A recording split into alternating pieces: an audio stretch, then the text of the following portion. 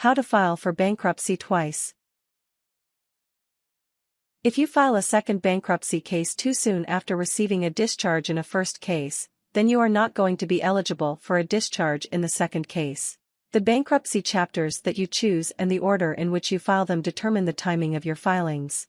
This article will focus on Chapter 7 and Chapter 13, which are the two chapters most common for individual filers. If you run a business or have complicated assets, you may wish to consider Chapter 11. In that case, you should consult with a bankruptcy attorney. Method 1. Filing 2 Chapter 7 bankruptcies. 1. File the first Chapter 7 case.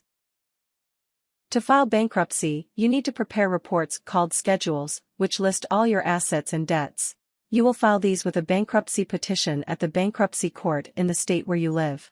You can find all the forms that you need to file bankruptcy at. 2. Make note of your filing date. The day that you go to court to file your bankruptcy petition is important. This date starts the clock running on any subsequent case you may file. Even though your first case may remain open for some time, usually 6 to 9 months, the effective date to measure for a subsequent discharge is the filing date. 3. Work with the Chapter 7 trustee to get your discharge. The Chapter 7 trustee is an individual, usually an attorney, but not always, who reviews all your paperwork. If the trustee has questions about any of your reports, he or she may ask you for more information. It is your obligation to cooperate with the trustee. The trustee has the power to object to your discharge if he believes that you have not reported information honestly. 4. Attend the meeting with creditors. Early in the case, you will receive a notice to appear at a meeting of creditors. This is a meeting that is run by the Chapter 7 trustee.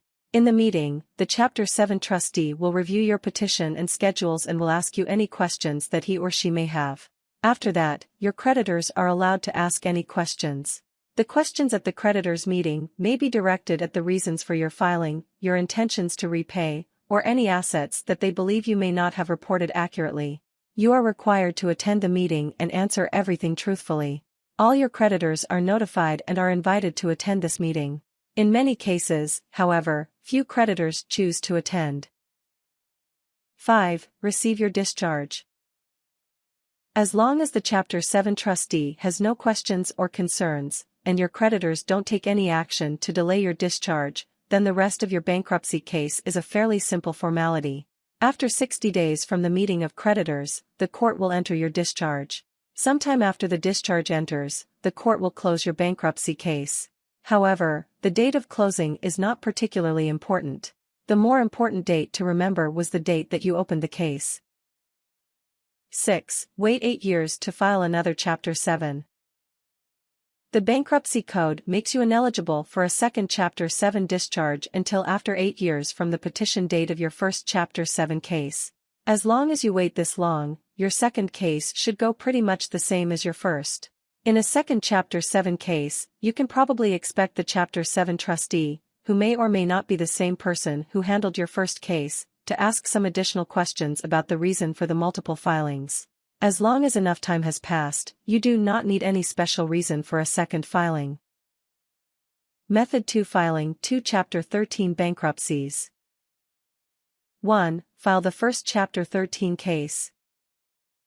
Starting a Chapter 13 case is very much like starting a Chapter 7 case. You need to gather all the information about your assets and debts, complete the bankruptcy schedules, and file them in the bankruptcy court. You can find all the forms you need for filing bankruptcy at 2. File a Chapter 13 plan. The distinguishing factor of a Chapter 13 case is your ability to create a plan to pay at least some of your debt to your creditors. You must pay 100% of any administrative and priority debts. These are mostly taxes and charges related to the bankruptcy case. You must then propose to pay unsecured debts whatever you can pay from your monthly disposable income. Your plan must last 60 months, 5 years, although under some circumstances you may get permission for a 36-month, 3-year plan. The Chapter 13 plan is usually filed together with the bankruptcy petition. This means that you need to make the calculations for your monthly payments when you prepare the rest of your paperwork. If necessary, you may file the petition without the bankruptcy plan, and then file the plan within 2 weeks. 3. Make note of the filing date. As with a Chapter 7 case, you need to record and keep note of the date that you filed your Chapter 13 bankruptcy petition.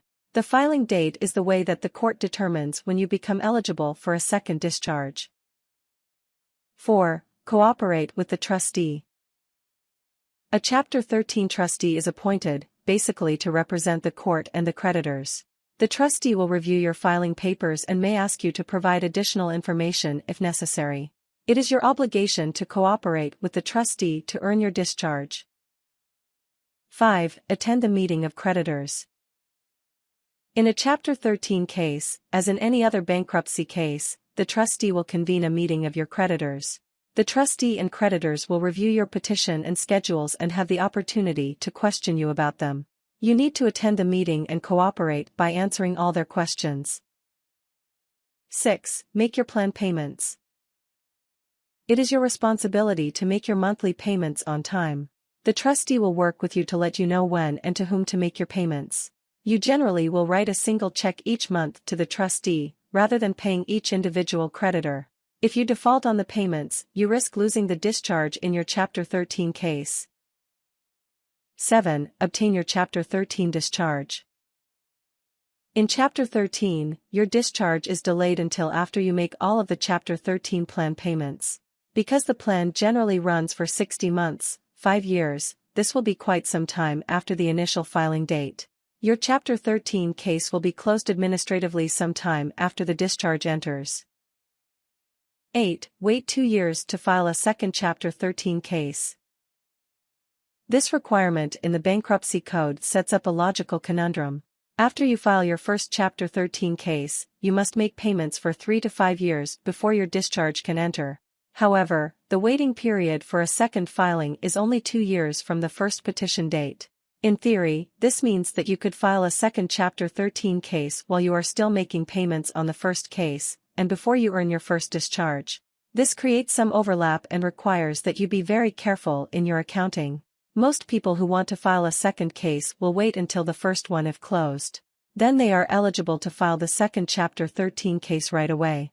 However, under some rare circumstances, you could have new obligations arise that you need to discharge in bankruptcy after you have begun the first case.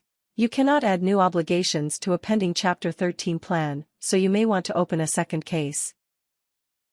Method 3. Filing Chapter 7 and then Chapter 13. 1. Understand the legal strategy. A Chapter 7 case discharges any obligation you may have to pay on secured debts. If you get in financial trouble again after obtaining a Chapter 7 discharge, you are not eligible for another Chapter 7 discharge for 8 years. However, you could file a Chapter 13 case in only half that time, but you will be required to make some payments to your creditors. 2. Begin with a Chapter 7 case. You first will file a Chapter 7 case. Use the ordinary petition and schedules. Work with the Chapter 7 trustee, attend the meeting of creditors, and obtain a Chapter 7 discharge. For a more detailed review of a Chapter 7 case, see File for Chapter 7 Bankruptcy. Make note of the date that you filed your Chapter 7 petition. This date is important because it measures the time before you are eligible to file again. Obtain your Chapter 7 discharge. As long as your petition and schedules are in order and the trustee and creditors do not take any action against you, your Chapter 7 discharge should enter within about 90,120 days after you file your petition. 3. Wait at least 4 years after the date of your Chapter 7 filing. You are not eligible for a Chapter 13 discharge until at least 4 years after the filing date of your Chapter 7 case. This assumes, of course, that you earned a discharge in your Chapter 7 case. If the first case was closed or dismissed without a discharge, this time limit does not apply. Ordinarily, a debtor who files a Chapter 13 bankruptcy has the right to convert it to Chapter 7 if he or she is unable to keep up with the monthly plan payments. However, if you file a Chapter 13 petition between 4 and 8 years after an earlier Chapter 7 petition, you will not have this ability, because you will not yet be eligible for a Chapter 7 discharge. Therefore, you must make sure that your Chapter 13 plan is one you can stick to. 4. File your Chapter 13 case. When you file the Chapter 13 case, you are required to prepare the petition, all schedules, and the Chapter 13 plan. The date of filing must be at least 4 years after the date of your prior Chapter 7 case. If you file too soon, you will not be eligible to earn a discharge in the second case. For example, suppose you filed a Chapter 7 petition on July 1, 2010. Then, regardless of the length of time that the Chapter 7 case stays open, you are eligible to file a Chapter 13 petition anytime after July 1, 2014. 5. Work with the trustee and creditors. As in any other bankruptcy case, the trustee will review your paperwork and will schedule a meeting of creditors. You must cooperate with the trustee and answer any questions the creditors ask about your paperwork, in order to earn the discharge. Be prepared, in a second bankruptcy case, for the trustee and creditors to ask more probing questions about your ability to maintain payments and keep up with the requirements of your Chapter 13 plan. 6. Make your Chapter 13 payments. You are required in Chapter 13 to make monthly payments to satisfy the debts you owe.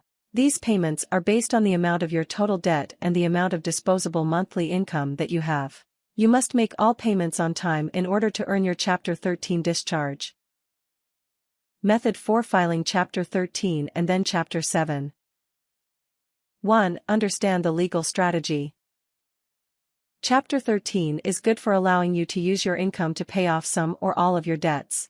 Chapter 7, on the other hand, allows you to keep exempt property and discharge more of your debts, if your income is insufficient to make payments.